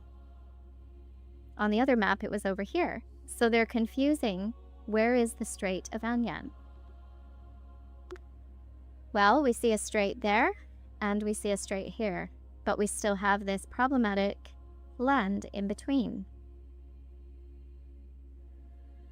And something that I just found interesting was the red and white line that they've used to start canceling the time, start removing and deleting the time, because we know that barbers cut off excess, and we know that the North Pole has been attributed to Tricky Nick, right? Satan claws. And you can also have candy canes with the same colors on them. It's a trick they play, and they get everyone to participate because that's how we consent to that tricky story being played on us. So this one is from 1683.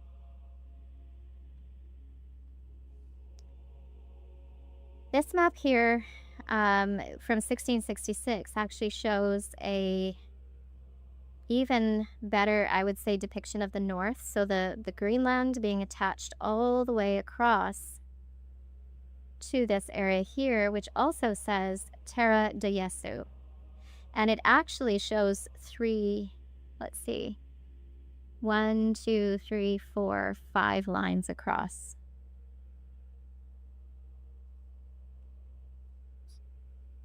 So the Strait of Anian is showing there, and then the other strait is showing on the other side, and that looks like a large peninsula down there. So it would make sense why they cannot traverse the north. If this is land all the way at the top, this would make sense why they cannot traverse the north. So here is another depiction again, and this one is kind of done from overview of all the lands. And it's very clear here in orange that Greenland is connected all the way across the north to, and it says land of Arcti, and down here, Terra de Jesu, the Mer de Jesu, that's the Sea of Jesus.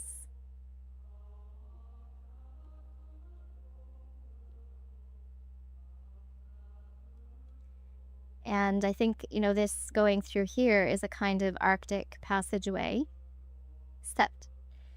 septentrional. And yeah, so it's all connected at the north.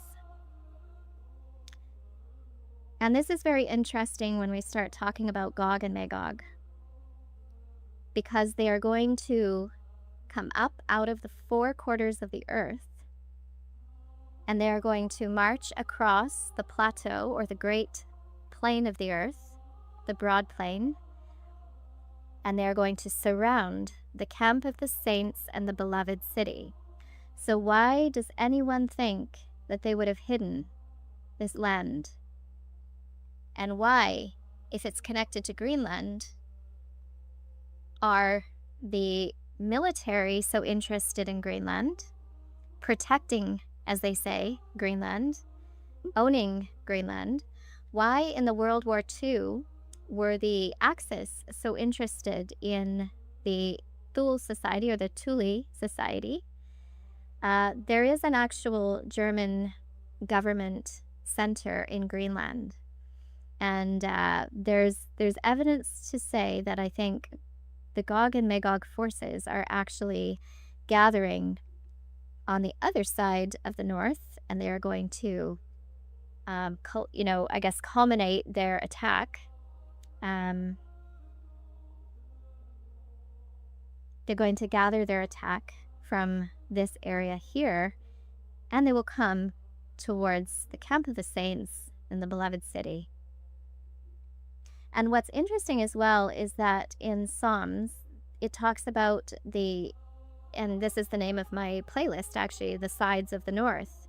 So the sides of the north is where the city of the great king is. Beautiful for situation, the joy of the whole earth is Mount Zion on the sides of the north, the city of the great king.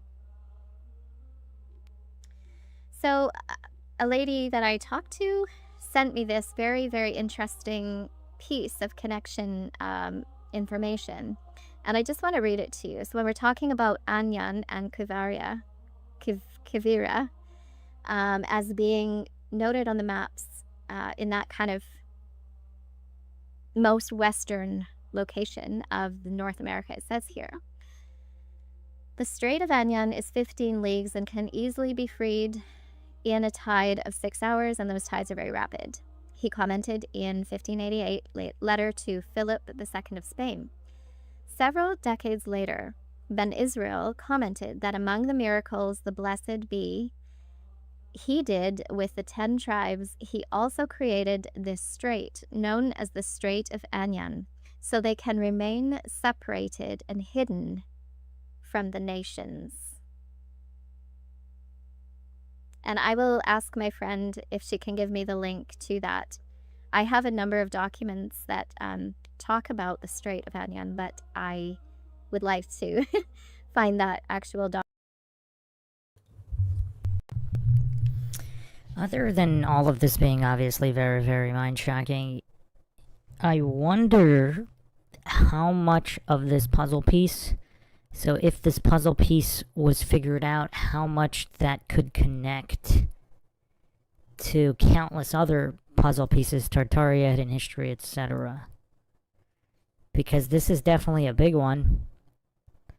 This is definitely a big one. This is quite possibly the absolute most mind-shocking concept that I've seen recently.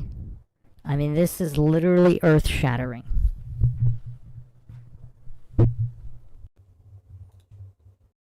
Document. Something else I noticed is the 60th parallel is very important because it demarks the Arctic Circle, shall we say. And what's really interesting is that in darts, and I think this goes for a lot of sports, the highest score is actually right there. It's 60, and it's at the double treble, I think it's 20 treble or something like that. So that position right there in relation to, let's say, the center is, I would just say it's interesting that that is the highest mark if you get your dart there. So something else I wanted to talk about was I've been covering the coastal cataclysms in my series as well. So I have a series called Coastal Cataclysms. And one thing I suspect actually did happen at the end of the millennial reign was there was cataclysm. And I think that was like related to the loosing of Satan, but also a covering, maybe a veil of some kind going over the camp of the saints, over the beloved city. And what I would say is that, let's look at this map a little bit. So this map here is the post-war New World map, and this is from 1942, I think. And all the blue is kind of the regions that are protected or militarily assigned to the United States. And you'll see here that Greenland and Canada are there in blue. Okay, so this is called, all across it, the United States of America. And they talk about USA peace and security outposts, so all of these islands sort of around the Atlantic Ocean, and then even much more as you go into the Pacific Ocean. There's a lot of, let's say protectorate going on, and then all the way down to South America. And if we look over here, the extension of the United States military peace and security goes all the way over to Japan and even the Philippines, and even a little island over here, right by China. And something that I noticed as well was that Japan was completely quarantined after the war. And if you look at the history of Japan and the, I would say, Christian influence that was taking place there, my friend Jana revealed to me that she found out that the Japanese had expelled the Jesuits from Japan, and they even had a no entry law or policy. You couldn't go into Japan. So this quarantine indicates to me that something very, very important happened there or was known there. Not to mention that we know that as a part of the World War II events, we know that there was a severe attack on Japan specifically. And of course, they had to give us a narrative that made Japan look like they deserved it, right? So, so we can see around all through the Bering Sea area, there's this region that is militarily assigned to the United States. Now, that's not the only thing I went to see here, because when I started reading the bottom of here, I'm not going to read it all. I can link to this map, but I wanted to just read something from this number 2 section here underneath where it says our policy shall be this. And this is an absolutely fascinating read. They even call it a new world moral order for permanent peace and freedom. Well, we know that the freedom cult, liberty cult, believes that Lucifer gave them true liberty, and that is to do what thou wilt. So when you read it through the lens of the Liberty Cult, this is what they were kind of writing their policies under the basis of. Now, the Old World, I'm reading number 2 here. The Old World order of colonial oppression, exploitation of dominions, rival imperialisms, and mercenary balance of power diplomacy, of majesties, dictators, privileged minorities, plutocratic monopolists, and similar social parasites. The corrupted order responsible for the present world cataclysm, that's the key word I'm going to look for here, endangered our national safety and peaceful progress and shall never rise again.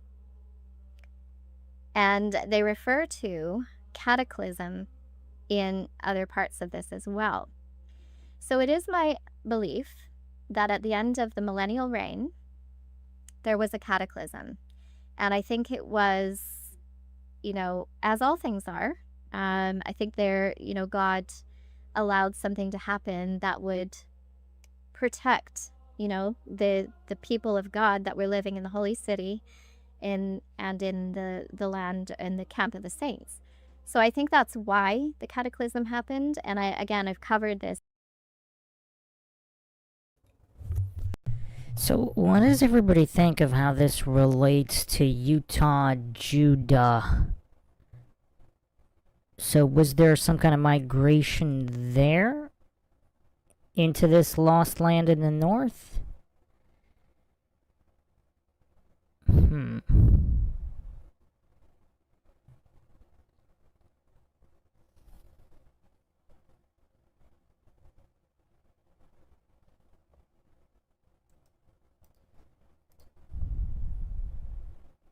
Yeah, I'm gonna have to deep dive the Leaving Babylon channel myself, as this is absolutely fascinating stuff. I think I'm gonna have to check out the Surrounding the Camp videos next, but yeah, I'm just curious. So what does she have, the people that actually have watched a ton of her videos, does she ever actually connect Middle East to Utah, to this camp or land in the north, that is this missing land in the north? Because these are 3 questions here. How do they relate to each other? Or was it all intentionally obfuscated so that nobody will ever figure it out? But there seems to be a lot of puzzle pieces here. This is obviously one of the most fascinating ones.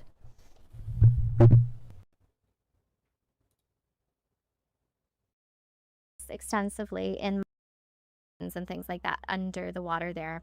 And there's, I've done a lot of looking into major geological events across, that Pacific region, and there's a lot. And then you often get these what look like other side of Canada. Labrador, I think, is where it ends. So I'll talk more about that in a little bit. But something that I have talked about previously, and something that I was getting into a little bit more in the Surrounding of the Camp series, is that we know that these are all connected. We know that the Camp of the Saints, Gog Magog, warfare, and the enemy, I would call them the orders. These are what I would call the orders of chaos, or at least some of them. And, you might be familiar with things like the Knights Templar, or the most notable of what I would call the orders of Gog and Magog. These are the orders that have been drawing people into the network that is, in many layers, I would say, deceiving the world, turning people from the truth, turning people from knowledge of Jesus Christ and the kingdom that he brought and established on earth. And they have turned it into their own kingdom, and they serve and the mystery religions that included the Egyptians. And, they really worshipped these false gods or fallen ones that rebelled against the Most High. And okay, she's now probably going to be my most sought after interview guest at this point. What I would like to, because obviously the amount of research she's done is incredible. I've done quite a bit myself on the Celts and the Druids, and I think there's something wrong there, obviously, in the official history. Are they... So, did these so-called mystery religions... Did they stem from the Atlanteans who survived, as some theorize? Because the similarities between the Native American languages, the Celts, and even, I think, some of the Japanese, just all areas of the world, possibly some Africans as well, were those those who survived the technological fall and sought to rebuild that tech in other lands? Or is it something else entirely? And how do we parse the validity of all of these myths and legends? But there seems to have been some kind of usurping of all of this information, particularly with the pagans, as it looks like that whole the entire pagan narrative was to cover up something else, possibly to do with the Celts and the Druids. If anybody has looked into that history, it's quite fascinating. I'll search her channel to see if she's ever actually spoken about the Druids and how that connects to all of this and the mystery religions. You know, they were given, for a time, they were given power in this world. But Jesus came to unseat them and to strip them of that authority, to strip them of their right to do these things. And when Satan was bound in the bottomless pit for 1,000 years, the kingdom of Jesus Christ was established on earth. And, you know, there was no doubt about who was in charge, and there was no room for any of this cult worship. So I want to go over now and just look at some documents here. So this one is actually called The Maps of Gulliver's Travels. And here on page 12, I found a reference to Yesso. So the coast of Yesso, as it appeared on these maps, probably gave Swift a hint for his location of Brobdingnag, whatever that is. Discussing the size of this land, Gulliver concludes that our geographers of Europe are in great error by supposing nothing but sea between Japan and California, for it was ever my opinion that there must be a balance of earth to counterpose the great continent of Tartary. After his involuntary departure from the south coast of Brobdingnag, Gulliver is picked up in the vicinity of 44 degrees north of the longitude 143. And I think this is significant because you'll notice when you start looking for this information, it is just full of hit pieces. Things are relegated to myth. There are... Thanks, Groupthink Skeptic. Catch you next time. Yeah, I was actually just going to bring up Gulliver. I was actually just thinking this, like, probably about 5 minutes ago, relating to maps and, what was or wasn't fictionalized and referenced in the past, which could have many clues. It seems like she's definitely on the same page and digging things up here.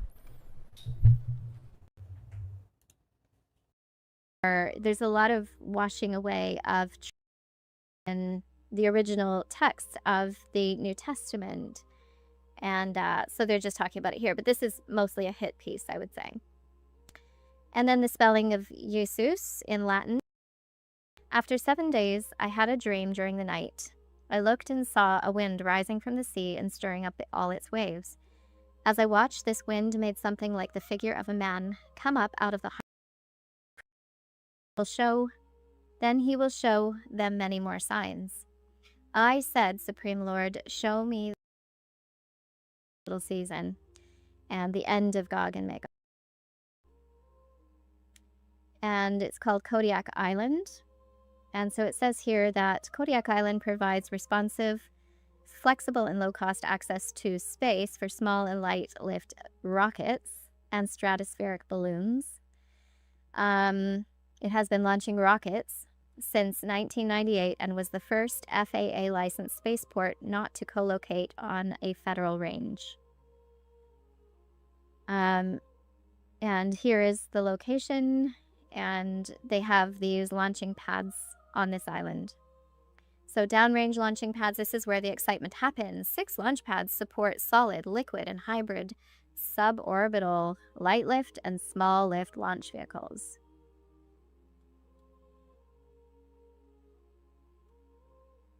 And instrumentation field. There's just a lot going on here. Here you have launch pads 1 and 2. So 174-foot tall launch tower of LP1 in the nearby facility support all indoor climate controlled launch vehicle integration. And they use, naming conventions, Minotaur, Athena. So these are very much occultists. And just to show you where that is, Kodiak Island.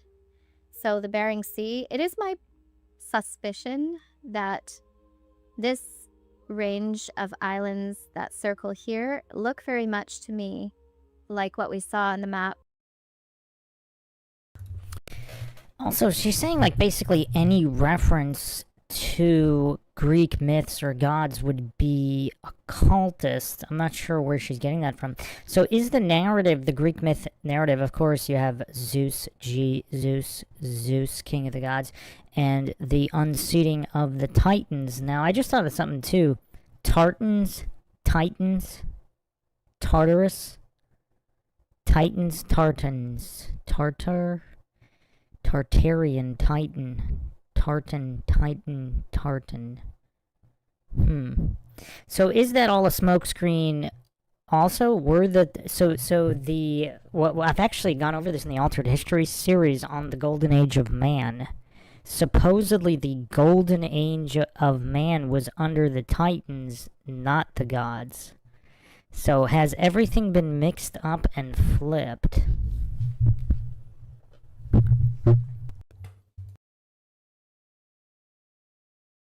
Where I showed the land of Yesu, that could be kind of the lowest point of that land.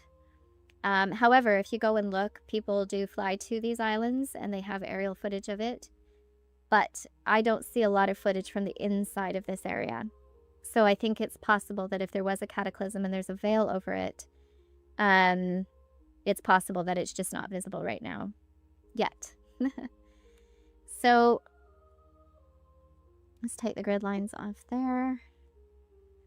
And yeah, so that is Kodiak Island right there. And it is within firing distance for their rockets in the region of the Bering Sea. I always wondered why it was positioned there, because I thought, well, if the north is where everything's happening, how does that help if it's way down there? Because that's a very big distance from there to the actual north of Alaska.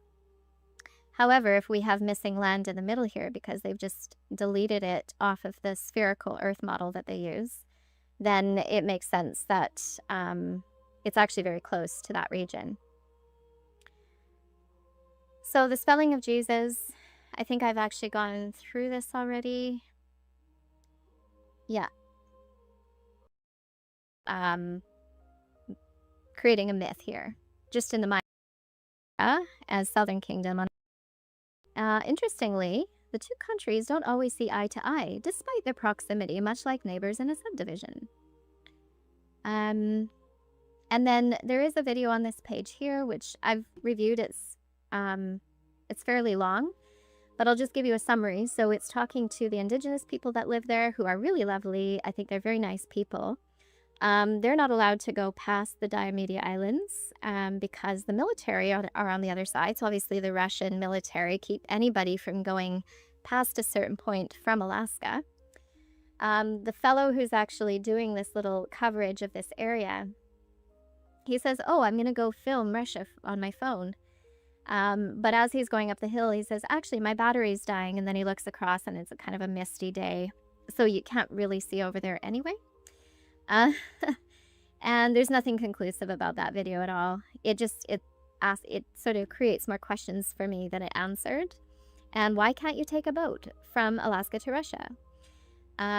It's not safe. So rather than saying, oh no, you can't do that, it gives you lots of reasons why actually you wouldn't want to do that. And here's another hit piece. So these are all intended to deter you from realizing that nobody in history had first, and instead we're disgruntled that a couple of foreigners had strolled in from America. Carl and Dmitri were deported.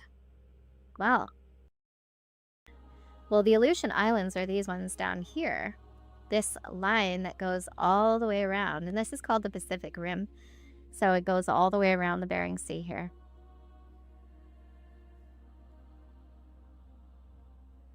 And territory visible from Alaska. The photo about was the name Pacific, so the ocean, the Pacific Ocean. So the word Pacific refers to people, actions, and ideas that are peaceful. That if we think there's actually land in there, and there's 3 time zones worth of land in there, it does make a lot of sense that they have to navigate it. So this is a big step forward as the U.S. Coast Guard continues to work together with international, interagency, and maritime stakeholders to make our waterways safer. And then the routes take effect on December 1st. Their use is voluntary, but they ensure mariners that they can transit in deep water without natural obstructions. What would those natural obstructions be? And then they say here that holders to make our waterways safer. And then transit in deep water without natural obstructions. What would those natural obstructions be? Let's take effect on December 1st. They're So she didn't go into the Diomede, I guess that's how you would say it in Greek. So that is the Diomedes means godlike cunning or advised by Zeus. Or are we going to say advised by Zeus? So that's interesting. Other meanings, it's a genus of the albatrosses, Diomedae. Also, there was the Christian saint Diomedes of Tarsus. Tarsus? Interesting. One of the holy unmercenaries. So that's a curious name there. I don't know if she ever goes into the name there on Little Diomede. Diomede. Then you have King Island. I mean, these are very, very curious names here.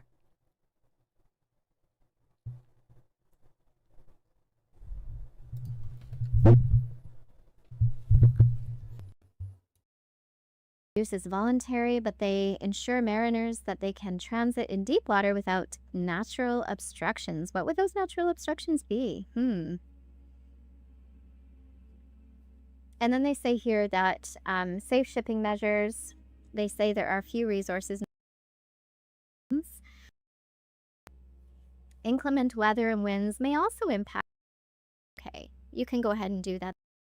Receive permission to arrive on the Russian shores of the Bering cover-up in that the Tartaria sovereign season come to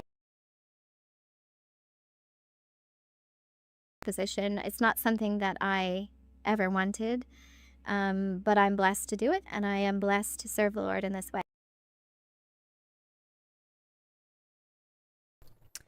All right, so there you have it. Thanks to Bob here for suggesting this or bringing this up. It has been an incredibly fascinating look here on it. Who would have thought they were hiding land in the north? This is a totally new theory to me. In terms of the scope, obviously, there are islands that, you know, small islands that some people say exist or don't exist all over the Arctic, but something this massive is pretty wild stuff here.